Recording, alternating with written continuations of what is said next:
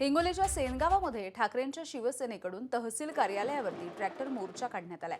सेनगावमधल्या मुख्य बाजारपेठ परिसरामधून हा ट्रॅक्टर मोर्चा निघालाय, तर काही जण बैलगाड्या घेऊन देखील सहभागी झाले। या मोर्चामध्ये शेतकरी वेगवेगळ्या भागामधून सहभागी झालेले दिसून येत आहेत।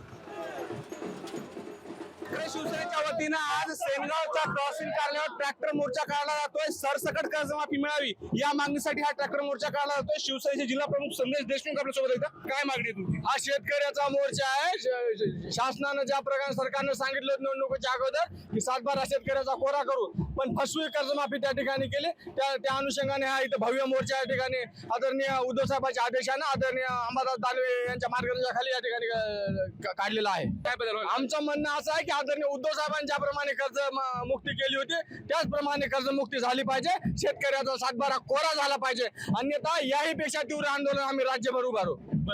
तुम्ही जिल्हा प्रमुख आहात, जिल्ह्यातले सर्व शेतकरी या ठिकाणी सहभागी झाल्याचं कळतंय। किती ट्रॅक्टर सहभागी झाले आणि काय मागणी असणार? तुम्ही बघितलं असेल आता 100च्या वर या ठिकाणी ट्रॅक्टर या ठिकाणी आलेले आहेत। शेतकऱ्याचा असा आक्रोश या ठिकाणी खूप रोष या ठिकाणी या सरकारवर आहे। जे फडणवीस सरकारने जे आश्वासन दिलं होतं कर्जमुक्ती करायचं ते अद्याप केलेलं नाही। फक्त शेतकऱ्याला खेळवण्याचं काम, शेतकऱ्याची थट्टा मांडण्याचं काम हे सरकार करत आहे। ज्या पद्धतीने उद्धव साहेबांनी कर्जमुक्ती केली बिन अटी बिन शर्यती, ही आमची एक मागणी आहे की बिन अटी बिन शर्यती शेतकऱ्यांची कर्जमाफी झालीच पाहिजे।